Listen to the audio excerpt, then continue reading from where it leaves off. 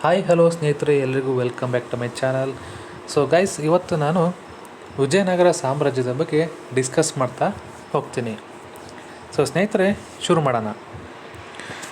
ಕರ್ನಾಟಕದ ಇತಿಹಾಸದಲ್ಲಿ ವಿಜಯನಗರ ಸಾಮ್ರಾಜ್ಯ ಅಂದರೆ ವಿಜಯನಗರ ಎಂಪೈರ್ ಅತ್ಯಂತ ವೈಭವೋಪೇತ ಹಾಗೂ ಸುವರ್ಣಯುಗವೆಂದು ಕರೆಯಲ್ಪಡುತ್ತದೆ. ದಕ್ಷಿಣ ಭಾರತದಲ್ಲಿ ಹಿಂದೂ ಧರ್ಮ ಮತ್ತು ಸಂಸ್ಕೃತಿಯನ್ನು ರಕ್ಷಿಸಲು ಹಾಗೂ ಬಹಮನಿ ಸುಲ್ತಾನರ ಆಕ್ರಮಣವನ್ನು ತಡೆಯಲು ಈ ಸಾಮ್ರಾಜ್ಯವು ಸ್ಥಾಪನೆಯಾಯಿತು. ಶಾಲಾ ಪಠ್ಯ ಪುಸ್ತಕಗಳ ವಿಶೇಷವಾಗಿ 7 ಮತ್ತು 9ನೇ ತರಗತಿಯ ಸಮಾಜ ವಿಜ್ಞಾನ ಆಧಾರದ ಮೇಲೆ ಈ ಒಂದು ಅಧ್ಯಾಯ ವಿವರ ಸಾರಾಂಶದಲ್ಲಿ ಇದೆ. ಓಕೆ, ಇದನ್ನ ನೋಡ್ಬೋದು ಸ್ನೇಹಿತರೆ ಇಲ್ಲಿ. ಸೊ ಏನು ಪಿಕ್ಚರ್ ನೋಡ್ತಾ ಇದ್ದೀರಾ, ಹಂಪಿಯ ವಿರೂಪಾಕ್ಷ ದೇವಾಲಯ, ವಿಜಯನಗರದ ವಾಸ್ತುಶಿಲ್ಪ ಈ ರೀತಿ ಇತ್ತು. ಸೊ ಸ್ಥಾಪನೆ ಮತ್ತು ರಾಜಧಾನಿನ ನೋಡೋಣ. ಸ್ಥಾಪಕರು ಹರಿಹರ ಮತ್ತು ಬುಕ್ಕರಾಯ, ಸಂಗಮ ಸಹೋದರರು.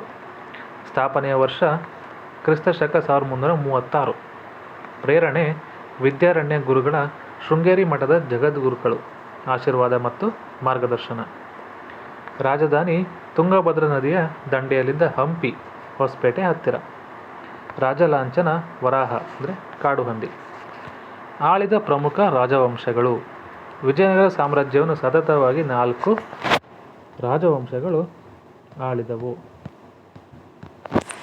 ಸೊ ಈಗ ನೋಡೋಣ ಸ್ನೇಹಿತರೆ, ಮೈನ್ 4 ವಂಶ ಅಂತ ಹೇಳಿದ್ನಲ್ಲ. ಈಗ ನೋಡೋಣ ರಾಜವಂಶ ಕಾಲಾವಧಿ ಮತ್ತು ಪ್ರಮುಖ ಅರಸರು. ಸಂಗಮ ವಂಶ 1336ರಿಂದ 1485. 1ನೇ ಹರಿಹರ, 1ನೇ ಬುಕ್ಕರಾಯ, ಪ್ರೌಢದೇವರಾಯ ಅಂದರೆ 2ನೇ ದೇವರಾಯ. ಸಾಳ್ವ ವಂಶ 1485ರಿಂದ 1505. ಸಾಳ್ವ ನರಸಿಂಹನ ಅರಸರು. ತುಳುವ ವಂಶ 1505ರಿಂದ 1570. ವೀರ ನರಸಿಂಹ, ಶ್ರೀಕೃಷ್ಣದೇವರಾಯ, ಅಚ್ಯುತರಾಯ. ಅರವೀಡು ವಂಶ 1570ರಿಂದ 1646. ತಿರುಮಲ ವೆಂಕಟಪತಿ ರಾಯ ಅಂತ ಪ್ರಮುಖ ಅರಸರು. ಸೊ ಇಷ್ಟು 4 ತಿಳ್ಕೊಂಡ್ರಿ. ಈಗ ಶ್ರೀಕೃಷ್ಣ ದೇವರಾಯ, ಕ್ರಿಸ್ತಶಕ 1509ರಿಂದ 1529. ವಿಜಯನಗರ ಸಾಮ್ರಾಜ್ಯದ ಅತ್ಯಂತ ಶ್ರೇಷ್ಠ ಹಾಗೂ ಪ್ರಸಿದ್ಧ ದೊರೆ ಯಾರು? ಶ್ರೀಕೃಷ್ಣ ದೇವರಾಯ.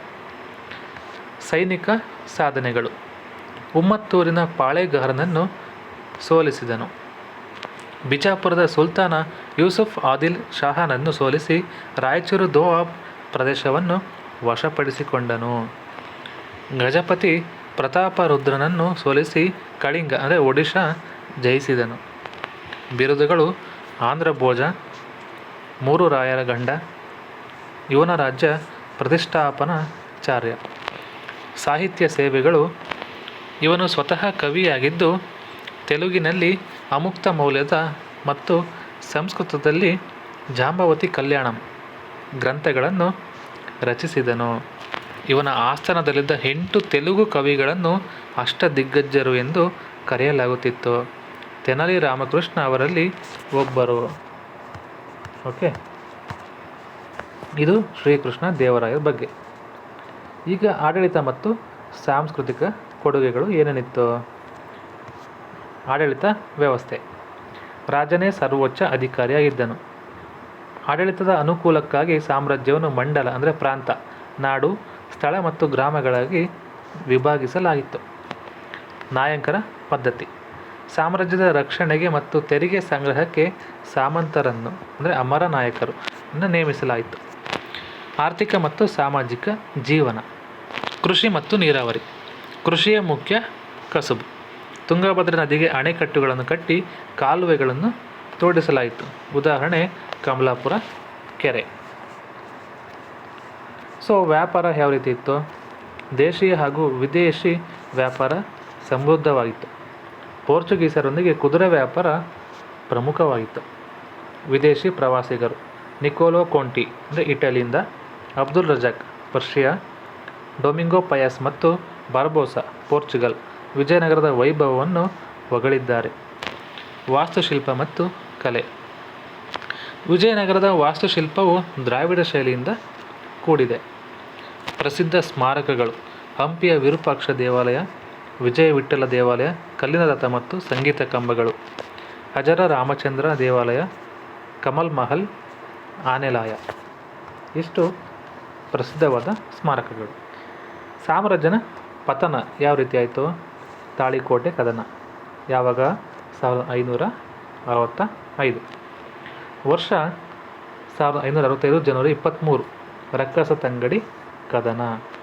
ಸೊ ಕಾರಣ, ವಿಜಯನಗರದ ಮಂತ್ರಿ ಅಳಿಯ ರಾಮರಾಯನು ಬಹಮನಿ ಸುಲ್ತಾನರ ಮಧ್ಯೆ ಒಡೆದು ಆಳುವ ನೀತಿ ಅನುಸರಿಸಿದ್ದು.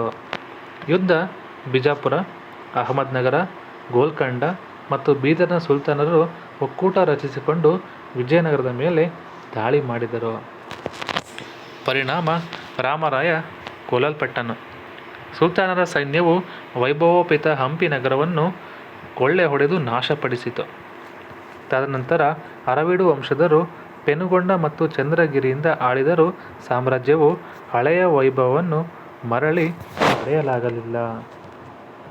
ಸ್ನೇಹಿತರೆ, ಇಷ್ಟು ಈ ಒಂದು ವಿಡಿಯೋದಲ್ಲಿ ನಾನು ವಿಜಯನಗರ ಸಾಮ್ರಾಜ್ಯದ ಬಗ್ಗೆ ಕಂಪ್ಲೀಟಾಗಿ ಡಿಸ್ಕಸ್ ಮಾಡಿದ್ದೀನಿ. ಸೊ ವಿಡಿಯೋ ಇಷ್ಟ ಆಗಿದೆ ಅನ್ಕೋತೀನಿ. ಇಷ್ಟ ಆಗಿದರೆ ಲೈಕ್ ಮಾಡಿ, ಶೇರ್ ಮಾಡಿ ಹಾಗೂ ಕಾಮೆಂಟ್ ಮಾಡಿ. ಎಲ್ಲರೂ ಕೂಡ ಸಬ್ಸ್ಕ್ರೈಬ್ ಮಾಡೋದನ್ನು ಮಾತ್ರ ಮರಿಬೇಡಿ ಸ್ನೇಹಿತರೆ. ಸೊ ಈ ಒಂದು ವಿಡಿಯೋನ ನಿಮ್ಮ ಫ್ರೆಂಡ್ಸ್ ಆ್ಯಂಡ್ ಫ್ಯಾಮಿಲಿ ಯಾರ್ಯಾರು ಕಾಂಪಿಟೇಟಿವ್ ಎಕ್ಸಾಮಿನೇಷನ್ಸ್ ಪ್ರಿಪೇರ್ ಆಗ್ತಾಯಿದ್ದೀರೋ, ಲೈಕ್ KE ಆಗಿರ್ಬೋದು, KPSC ಆಗಿರ್ಬೋದು, ವಿಲೇಜ್ ಅಡ್ಮಿನಿಸ್ಟ್ರೇಟಿವ್ ಆಫೀಸರ್ ಆಗಿರ್ಬೋದು, PDO ಆಗಿರ್ಬೋದು, ಸೊ ಇಂಥವರಿಗೆ ಶೇರ್ ಮಾಡಿ ಅವರಿಗೂ ಕೂಡ ಹೆಲ್ಪ್ ಆಗಲಿ ಅಂತ ಹೇಳ್ತಾ ಈ ಒಂದು ವಿಡಿಯೋನ ಇಲ್ಲಿಗೆ ಎಂಡ್ ಮಾಡ್ತಾಯಿದ್ದೀನಿ ಸ್ನೇಹಿತರೆ. ಎಲ್ರಿಗೂ ಧನ್ಯವಾದಗಳು.